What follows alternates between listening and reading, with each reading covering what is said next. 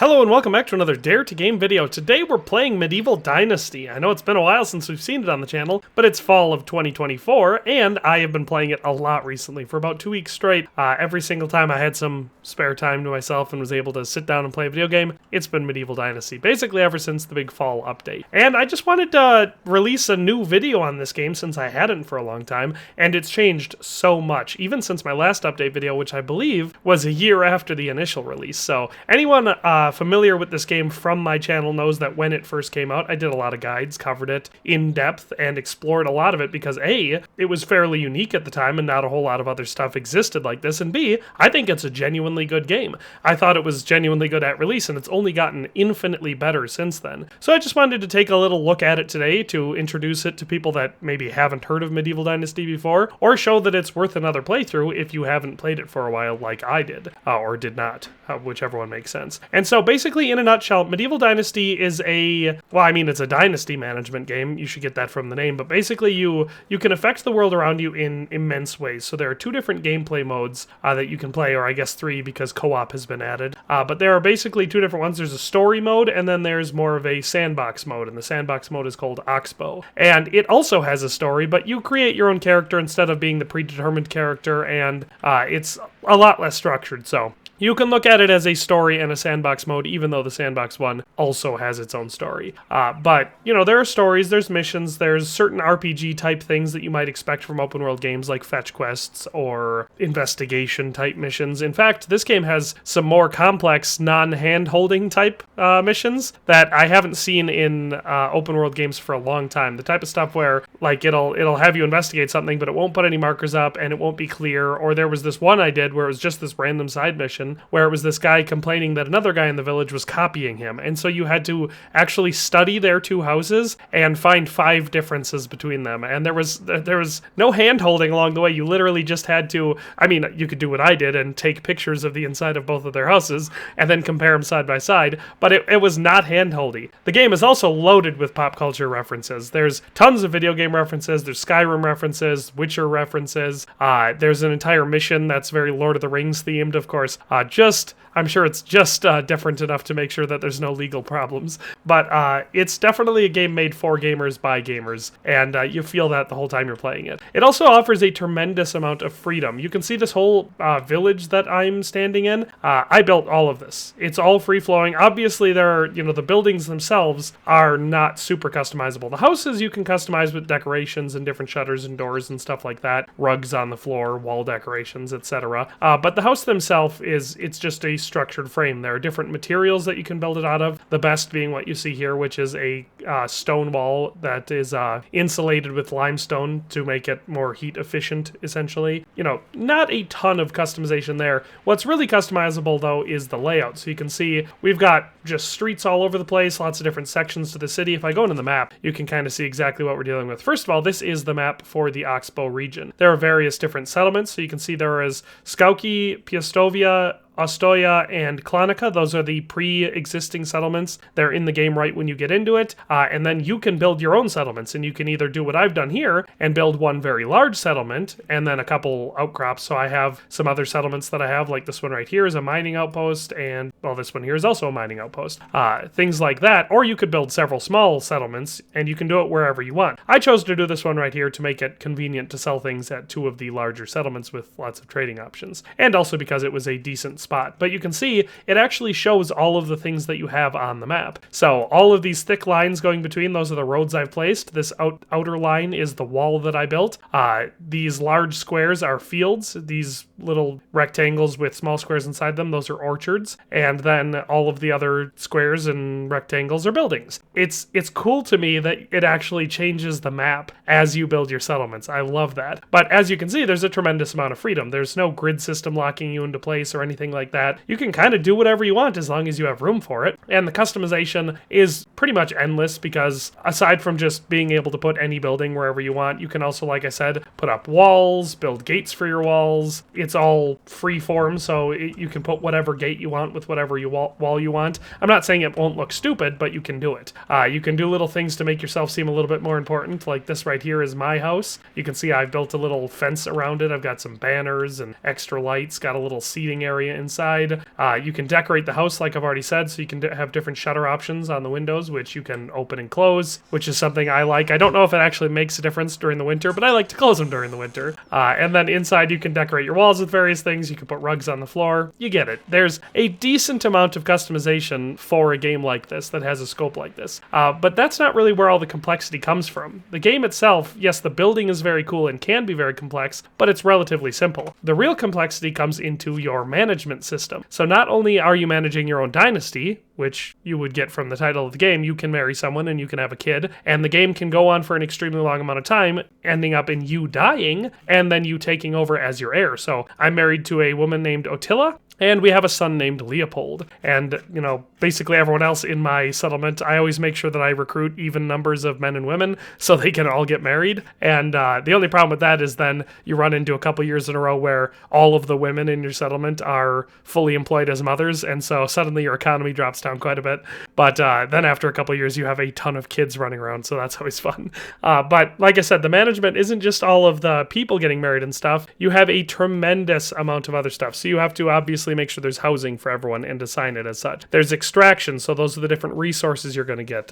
Herbalist's hut collects things like mushrooms and herbs from the forest. Mines obviously will mine things like metal and copper and tin, so you can make, or iron and copper and tin, so you can make iron bars and bronze bars, copper bars, and you can use those things to make tools, either for you to use, the people in your settlement to use, or for you to sell for profit. Wells are required for water, obviously. Woodsheds are required for planks, which are important for a lot of construction type things, but also for firewood to keep your settlement heated during the winter. Then you have different hunting options like fishing huts and hunting lodges. These are great and super important early in the game because they provide just a steady source of food for your settlement. Farming will be another thing that is very, very important over time, and you'll need a barn, which is where you'll be able to create things like animal feed for all your different animal husbandry locations, and also fertilizer for your fields, but also where you can thresh your wheat and, you know, stuff like that after it's been harvested. Farm sheds are essential for the workers that actually farm your fields, and a windmill is an advanced building that's been added since the last time I played, where you can much more fast and efficiently mill all of your different grains into flour and such.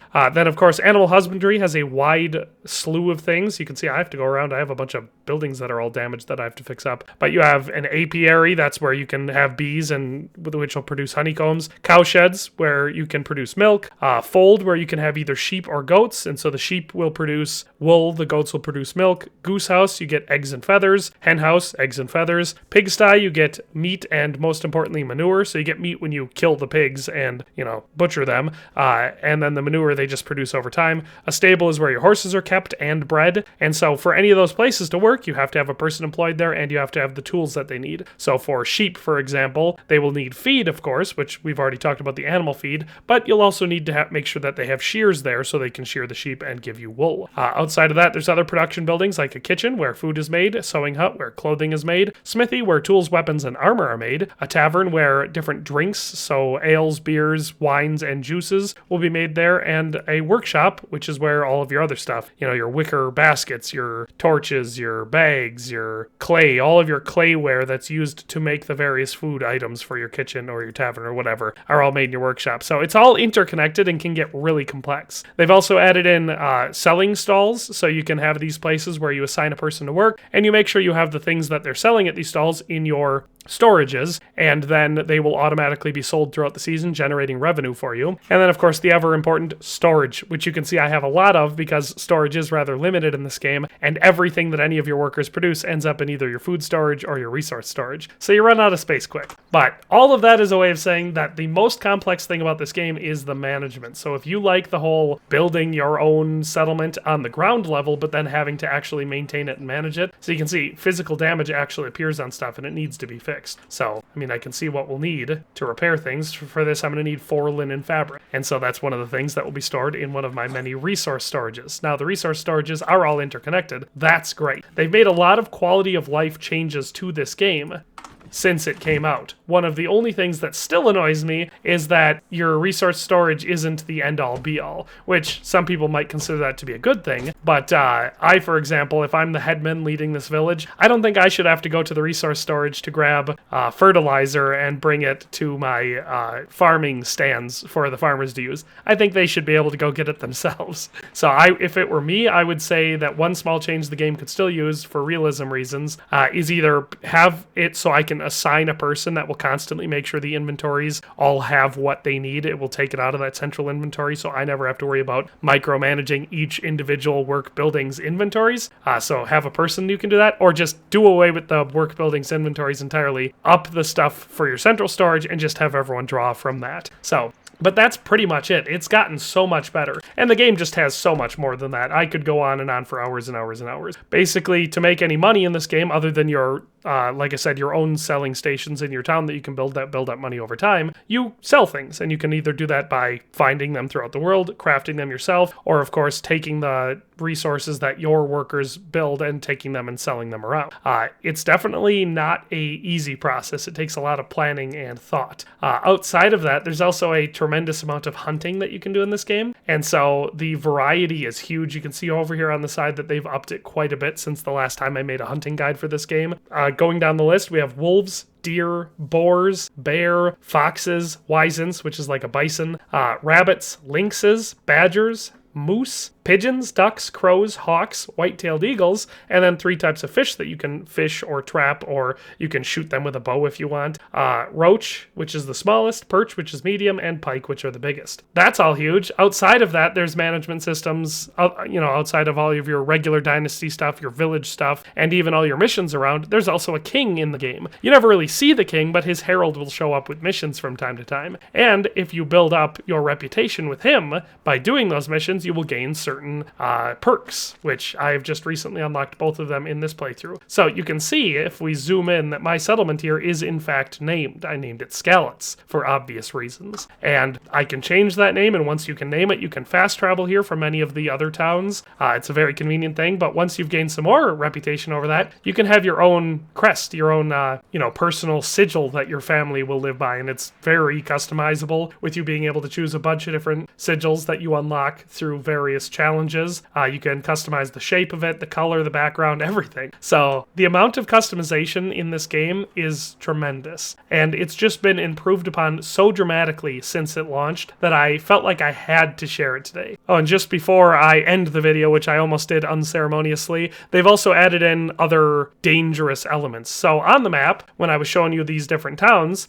you'll also notice this red square up here. That's actually a stationary bandit encampment, where you will basically, I think it's once a season, they will, more bandits will appear there, or, wander in, or whatever you want to use to explain it, but there will be bandits there, and you can go there and fight them, and they can be really dangerous. But you can also run into bandits anywhere else in the world. Small little bandit camps are scattered all over the entire map, and like I said, they can range from a weak brawler who has no armor or weapons and will just punch you, to a tough axeman, or even in certain missions, I've come across named bandits that are really dangerous and hard to kill. And a whole combat armor and weapon system has been implemented since this game was first created. So I can show you a couple of those things. The weapon system in this game has been fleshed out fairly well. So all the way from copper weapons, which, copper spears, spiked cudgels, real basic stuff, up to bronze, which starts getting a lot cooler. I think the bronze stuff looks very cool. But, you have proper swords, picks, maces, battle axes, up to iron weapons, which previously were the best ones you could do and still are obviously very, very good weapons, including an iron crossbow, which is awesome. And I don't personally use it for combat too much just because of how slow it is. Sometimes I'll fire the first shot, but then I quickly switch over to melee if I'm fighting bandits. But it's a great hunting weapon. But we even have elite weapons now. So the elite shield, elite mace, elite pick, and elite sword. You can see I have an elite pick equipped here, and I find it to be just a tremendously good weapon. Outside of that, they've also added a bunch of armor sets. So we of course have a full bronze set, a full iron set, and then now a full elite set, which they all look pretty cool. I was thinking about doing some weapon and armor videos for this game. So if you're interested in me exploring this through some more newer updated videos, definitely let me know. But the game has changed a tremendous amount. If any of what I've been talking about sounds interesting to you, or it sounds like the game you've been waiting for, definitely check it out. It's not expensive. It's an indie game. The developers are very, very good at what they do here. They've been working on it tirelessly basically since it came out, and they're still updating it, and it just gets better and better all the time. I don't support early release titles, but the thing is, Medieval Dynasty never really was. When it released, it was perfectly playable, had really no major technical problems, and was a full experience. All that's happened since then is they've been constantly updating it and upgrading it in every way. So that's Medieval Dynasty in 2024. I love it. I've been having a tremendous amount of fun with it, and I definitely recommend, if you've never heard of it or if you haven't checked it out for a while, that you do check it out now, because I think it's well worth playing in 2024. But that's all for today. Hope you enjoyed this little video, and we'll see you next time. Thanks for watching another Dare to Game video. If you liked this video, please leave a like and a comment. If you haven't already, be sure to subscribe to the channel. If you like my content and would like to support this channel, consider becoming a member today for as little as $1.99 a month.